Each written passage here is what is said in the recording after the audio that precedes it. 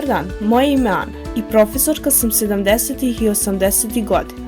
Učenici su vrlo disciplinovani i postoji stroga hijerarhija u razredu. Kao profesorka imam autoritet, ali sam također vrlo stroga kako bih održala red u razredu. Učenici me uglavnom poštuju i uvek su spremni saslušati moje savjete i uputstva. Zdravo, moje ime je Marko i trenutno pohađam srednju školu.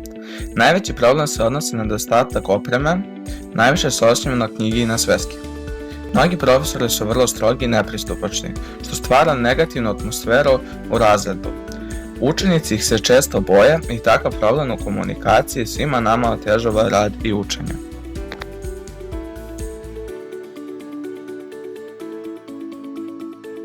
Zdravo, zovem se Maša i profesor sam u srednjoj školi.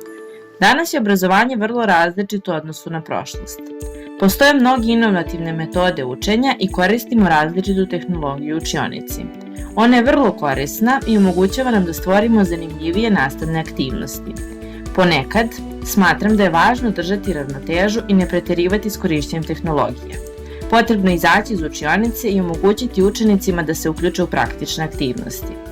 Danas, profesori se sve češće suočavaju s nedostatkom poštovanja od strane učenika, a i roditelja. To može stvoriti neprijateljsku atmosferu u razredu. S tehnološkim napretkom, učenici su izloženi različitim oblicima digitalnih distrakcija. To može uticati na njihovu koncentraciju, pažnju i učenje.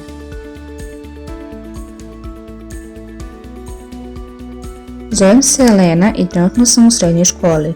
Na času koristimo računare i pametne telefone za rješavanje problema i pristup informacijama.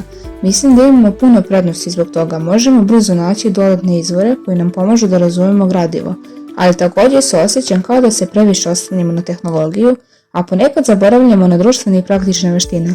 Profesori se trude da uspostave prijateljski odnos s učenicima kako bi se stvorila dobra atmosfera u razredu. Učenici su slobodni da izraze svoje mišljenje, ali ponekad ne poštuju svoje profesore.